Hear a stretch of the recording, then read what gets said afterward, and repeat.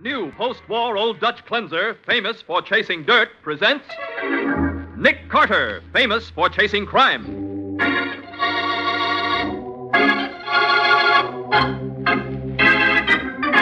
Every week at this time, two great names are joined, as new post-war Old Dutch cleanser brings you one of the most resourceful and daring characters in all detective fiction, Nick Carter, Master Detective.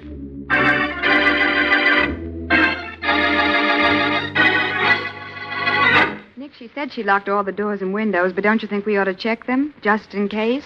You're right, Patsy. I'm going to check them right now. Good. Of course, I don't really believe this Indian legend. Nick, somebody screamed. Do you suppose... Come on, Patsy, hurry. Yeah.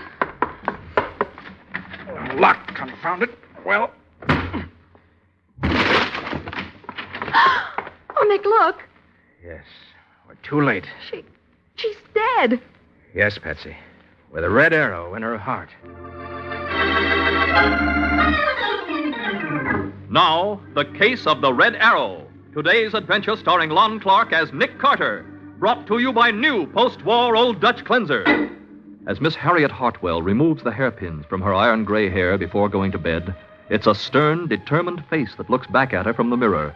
The face of a woman not easily frightened, even by a sound heard often during the past few weeks in the historic old Hartwell mansion. Oh, for heaven's sake, not again. Where's that gun? Abby, what is it? Oh, I saw it again, Harriet. I was letting the dog out, and there it was. Oh, fiddlesticks. I tell you, I saw him with the feathers in his hair and the bow and arrow. Oh, you saw nothing of the kind. Now, stop that noise. You too, Hannibal. You hear me, sir? What's the matter, Aunt Harriet? Is it the ghost again? Oh, yes, Abby says she saw him again. I did. Here, Gerald, take the gun and look around. Okay, Aunt Harriet. I heard the screaming. He's come again, ain't he? Never mind, Lisa. Go back to bed. I told you not to plow up that grave. He'll keep coming back until one Go night... back to bed, Lisa. Unless you want me to look for a new housekeeper in the morning. I'm going. But remember, I warned you. Now, Abby, you stop that blubbering right now. There's no one in the back of the house, Aunt Harriet. Of course not. There never is. Oh, Harriet, please.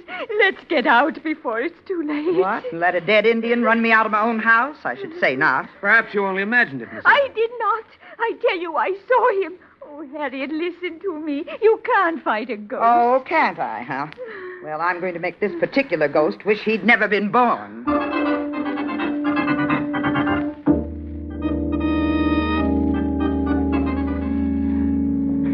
Of course, you know, Miss Hartwell, chasing ghosts isn't exactly my line. Yeah, Nick, but maybe it would be interesting for a change. Well, maybe you have something there, Patsy.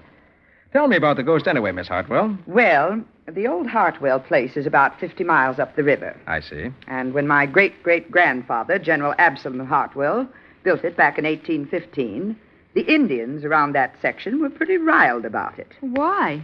Well, because they had a burial ground on the property, and they considered it sacred soil. I see.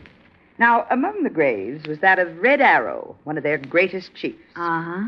And the Indians warned that his spirit would come back to avenge the insult. And did it? Well, something did. Because one morning, the general was found dead in his bedroom with a red arrow in his heart. Golly. And I suppose the ghost has been appearing ever since? Well, no. Not until I moved in 3 months ago. Oh? You see, for the past 30 years, no one has lived in the house but Letha Maybury, the caretaker. Yeah? Now she's my housekeeper. Yeah, but I wonder why the big chief is on the warpath again after all these years. Well, according to Letha, when I put in my rose garden, I accidentally had his grave plowed up. Did you ever see the ghost yourself, Miss Hartwell? Well, yes, one time. But when I threw a brass inkwell at him, he ran into my bedroom and disappeared. Well, what happened then? Well, I went right in after him, but there was nobody there, and all the doors and windows were locked. But both your housekeeper, Miss Abby, have seen it several times. Is that right? Yes, we've all seen it, except Gerald. Gerald, that's the nephew who was visiting you last night. Yes, he usually comes out for weekends. I see. Gerald is the only close relative I have, and he knows he'll get my money someday, so he tries to keep on the good side of me. Well, Miss Abby's a relative, too, isn't she? Oh, she's a second cousin twice removed, Oh. but both she and Gerald know I'm not leaving her much. Miss Hartwell, what do you think a private investigator can do against a ghost? Ghost, my foot. Someone's deliberately trying to frighten me. And I want to know who it is and why they're doing it. Well, I'll tell you what. Patsy and I'll drive up there tonight, stay a few days. Good. But please, don't tell the others who I am. Whatever you say, Mr. Carter. From now on, it's Professor Carter, Miss Hartwell. I'm a scholar who's interested in psychic manifestations, okay? Very well, Professor Carter. Oh, gee, this is going to be interesting. Yes, Patsy, but not only for us. With a little luck, I think we can make it plenty interesting for Mr. Ghost.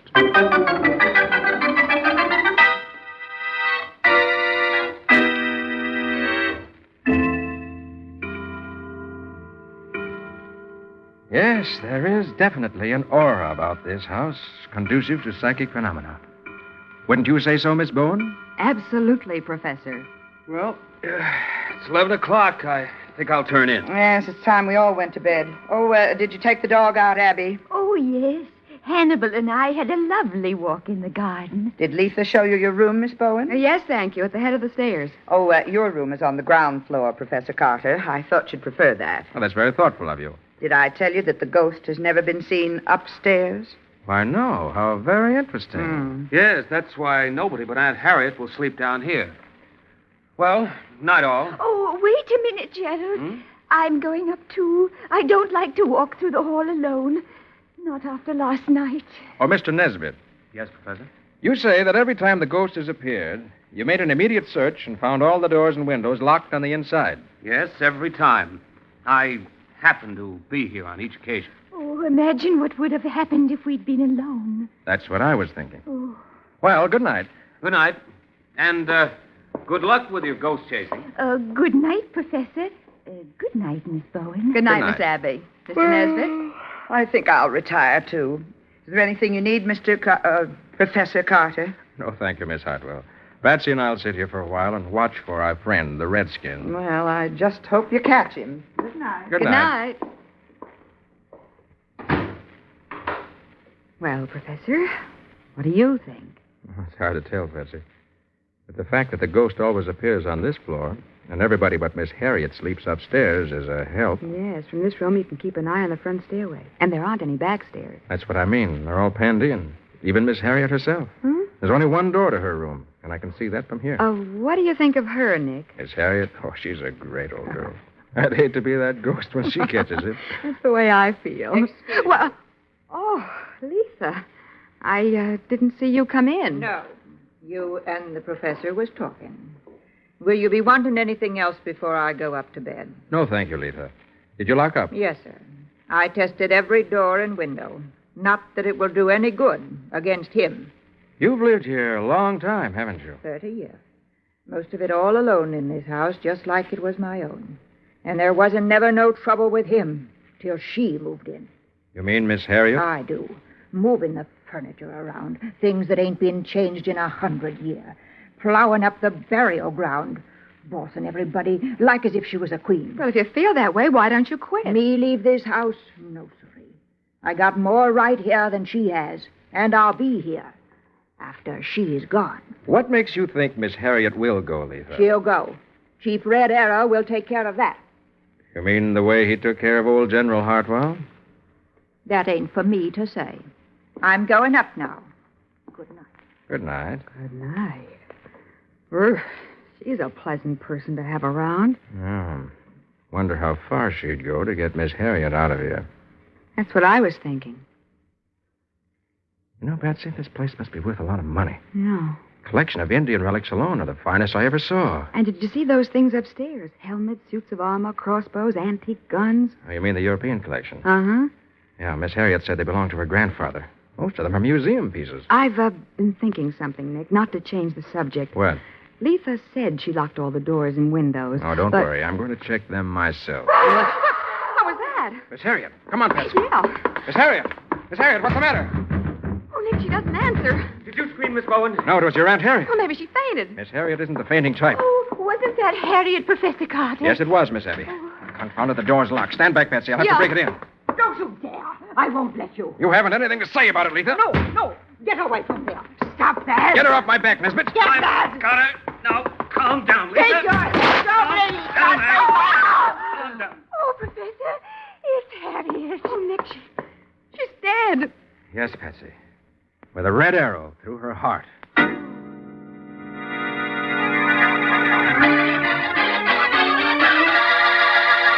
A red arrow, symbol of the long-dead Indian chief, protrudes from the chest of the woman who dug up his grave. A woman who was alone in a room with every door and window shut. We'll see what happens in just a moment.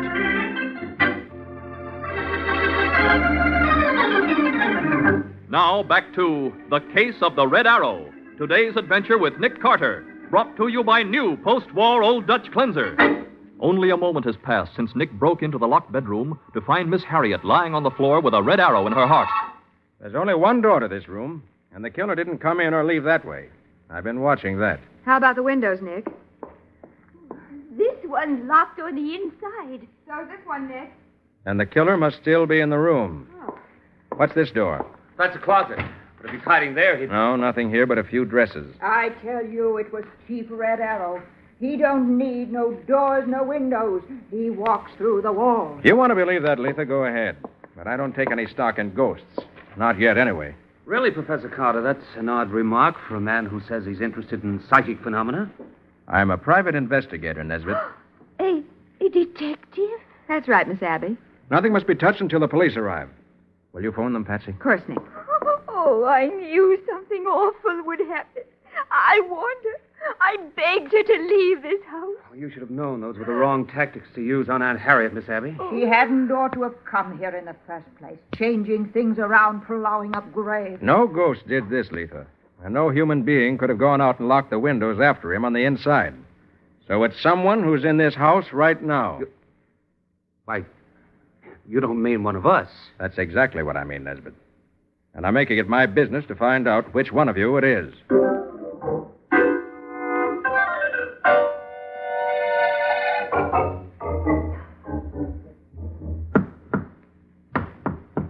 You expect to find a secret panel in the wall, Mr. Carter? Could be, Sheriff. But they all sound pretty solid. Oh, but Nick, secret panels. You don't find those things in real life. Not nowadays, Miss Bowen, but this house is 133 years old. The sheriff's right, Patsy. But there doesn't seem to be any panel in these walls. You know, Mr. Carter, maybe what we ought to look for first is motive. Yeah. Well, first there's Letha. She certainly resented Miss Harriet's being here. They all had motives, Patsy. Except Miss Abby. Even she might have hated Miss Harriet. Couldn't have been too easy living here as a poor relation. No, but she could always leave if she wanted to. Yeah, how about money? Miss Harriet was rich, and if Miss Abby thought she'd be the heir... No, Sheriff. Miss Abby knew that practically all the money goes to the nephew, Gerald Nesbitt. Nesbitt, huh? Yeah. Uh-huh. And Gerald Nesbitt is the only person in the house who never saw the ghost, even though he says he just happened to be here every time it showed up. That does look suspicious. Yeah. But just now, I'm interested in this arrow. Yeah, it looks like a homemade job. An old stone arrowhead tied under a new shaft. Taped on, Sheriff. And very neatly, too. I've seen that sort of tape before, Nick. Dressmakers use it. You can get it at any dime store. I know, Patsy, but it's the way the tape is wound down that interests me. Huh? It's a very distinctive design. Yes? Oh, Mr. Carter, Yes, Miss Abby. I left my glasses in here. Oh, there they are, Miss Abby. On the table. Oh, thank you.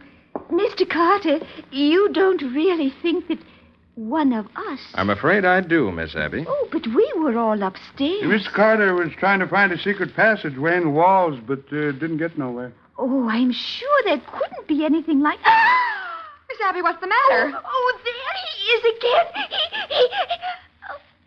Oh. Good grief, Carter. She's fainted.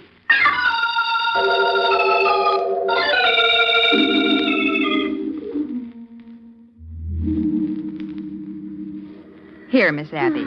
Drink this. Oh, thank you. Did I faint? You said you saw something. Oh, yes. Chief Red Arrow's ghost. Where? At the window? No. In the closet. The closet, huh? Yes, the dresses moved as if someone were hiding there. And then I saw a hand. No, you just imagined it. There ain't nobody in here. Oh, no, I saw it. Maybe this is what we're looking for, Sheriff. What do you mean, Nick? The walls in the room were solid, but... Listen, Hey, that sounds hollow. there's some clothes hooks on the back of the closet wall. Maybe if we pull one of them... No. Not this one either. By golly, you're right. A hidden stairway going upstairs. So that's how the killer got in and out. Let's see where it goes up to. Oh, yeah. Gosh, these stairs are narrow, aren't they? Say, what's that laying there on the steps?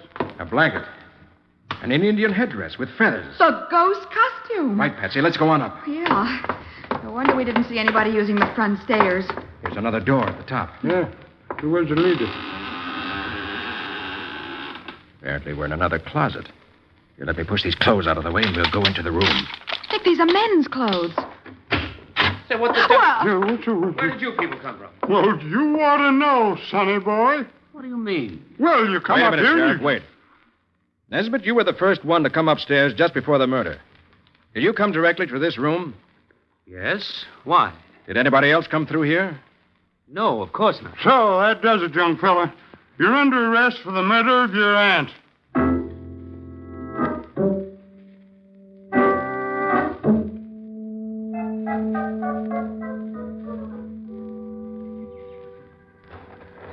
Well, I'm blamed if I know why you wanted me to come back out here this morning, Nick. I want to take a look at the outside of the house, Sheriff. Huh? Now, these are the windows to Miss Harriet's room. Yeah, so what? Letha's room is on the other side of the house, the back. Miss Abby's windows are directly above here. And that's Nesbitt's room, above and to the right. Well, what difference does it make? We know he did it, and we got him safe in the county jail. Yeah, it won't hurt him to stay there for a day or two. It'll throw the real killer off guard. Darn it, Nick. Nesbitt's the killer. Those hidden stairs were the only way into Miss Harriet's room. Yeah, that's right. And nobody but Nesbitt could have used them at that time. He admitted it. Right again. So the arrow must have been shot from outside the house. Through those locked windows? Not necessarily. Here. Look at this tree, Sheriff. Huh? It's right in front of Miss Harriet's windows. Not 6 feet away from them. Well, if you think one of the women climbed down that tree from upstairs, you're crazy. That isn't what I'm driving at. Here. Take a look at these marks on the inside of the place where it forks. About 5 feet from the ground. Yeah. That's funny. The tree forks 3 ways. And something's been pressed into the bark inside each fork. Yeah. Something's been wedged firmly between those 3 forks. And recently. Right. Well, you can tell that those marks are new. Sheriff, did you ever see a crossbow? Crossbow? What's that? A medieval weapon with a stock like a shotgun. And a bow mounted crosswise on the front end. Oh, sure, yeah. More powerful than an ordinary bow. And it can be aimed more accurately. Well, yeah, there's one in the collection upstairs. After it's cocked, you pull the trigger to shoot the arrow. That's the weapon I mean. Oh, then you think that crossbow was wedged in the fork of this tree pointing into Miss Harriet's room? I wouldn't be surprised.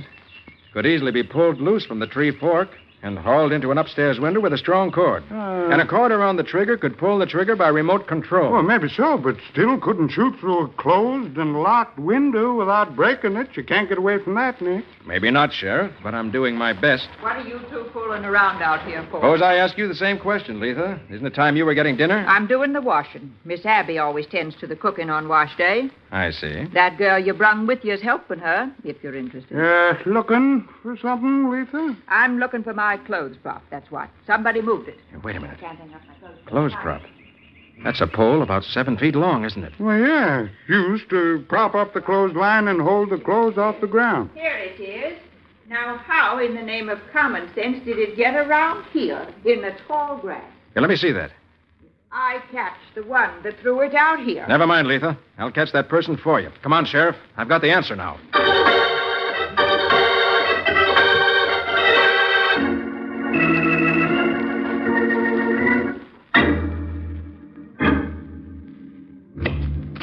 If you have another big knife, Miss Abby, I'll help you shred that cabbage. Oh, I'm almost through, Miss Bowen.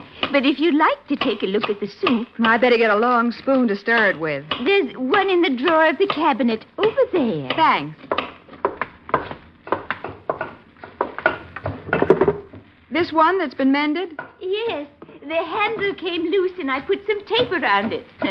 I'm very good at fixing things. Why, that's the same kind of tape that was used to make the arrow What did you say?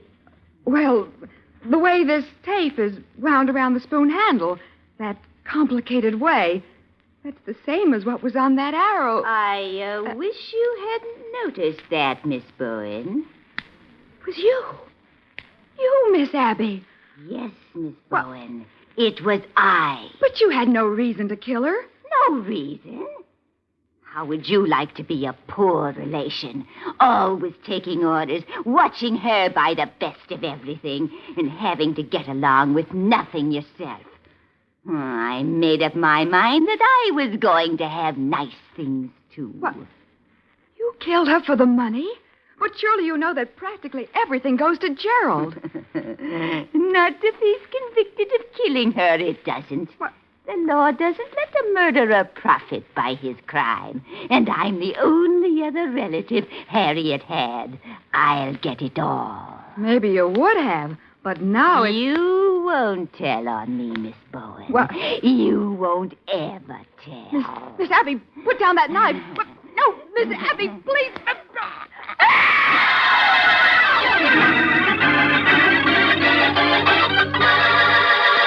Trapped in a corner of the old-fashioned kitchen, Patsy has no chance to get past Miss Abby as the old lady advances with a heavy knife in her hand. We'll see what happens in just a moment.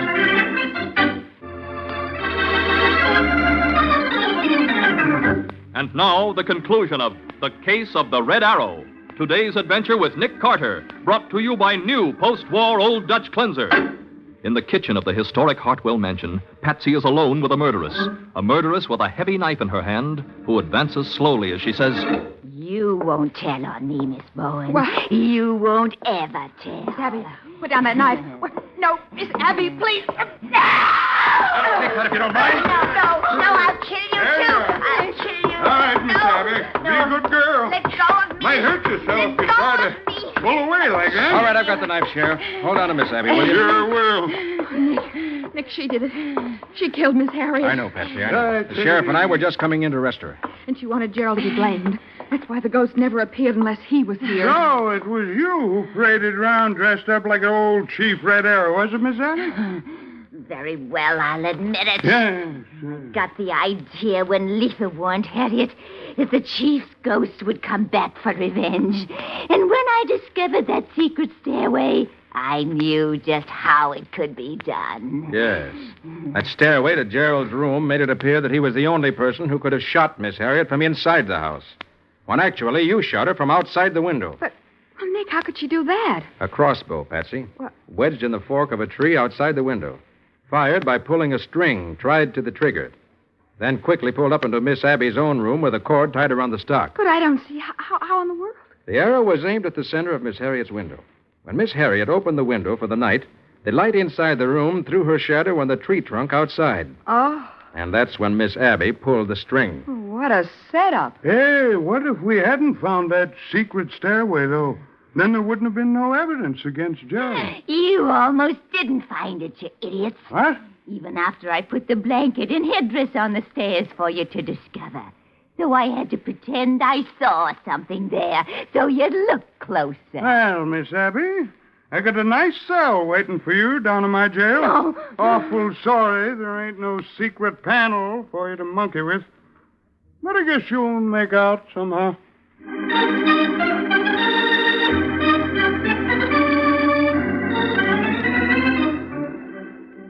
Nick, I still don't see how Miss Abby managed to close that window after shooting Miss Harriet with that arrow. It was easy, Patsy. What? She merely leaned out of her own window and pushed it shut with a clothes prop. The clothes prop? Yeah, she took it upstairs early in the evening. And when she was finished with it, she threw it out into the yard. But, Nick, Miss Harriet's window was locked. Yeah, but you remember when we broke into the room just after Miss Harriet was killed? It was Miss Abby who rushed to the window to see whether it was locked. What? You mean she locked it then? She did. Well, I'll be darned. And right in front of us. Oh, it was a clever scheme, all right. Oh. But why were you so sure that Gerald hadn't come down that hidden stairway and murdered his aunt? Because I knew Miss Abby was lying when she pretended to see someone in the closet. How did you know? Because if anyone had come into the closet from the hidden stairway, the secret door would have creaked so loudly that we couldn't have missed hearing it. Gee. She must have planned that murder for months in advance. Oh, I'm sure she did. But she lost her head when she tried to kill you. Oh. Since she couldn't cover that up. It would have been a bad mistake. Well, I'll say. Not only for her, but for me. Thanks for not letting her make it, Nick. You're quite welcome, Patsy. I'd hate to have to break in a new assistant. What? Why, you... Nick Carter!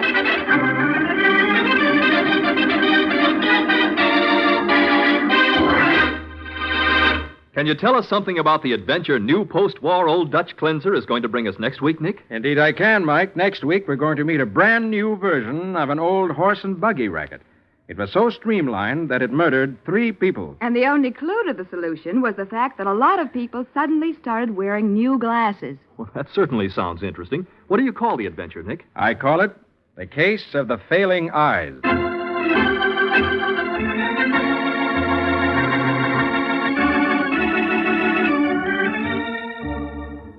Nick Carter, Master Detective, presented each week at this time by the Cudahy Packing Company, is produced and directed by Jock McGregor and is copyright by Street and Smith Publications, Incorporated. Charlotte Manson is featured as Patsy. Today's script was written by Jim Parsons. Original music is played by Henry Silverne. This program is fictional, and any resemblance to actual persons, living or dead, is purely coincidental. This is Michael Fitzmaurice saying, when minutes count, use new post-war Old Dutch cleanser.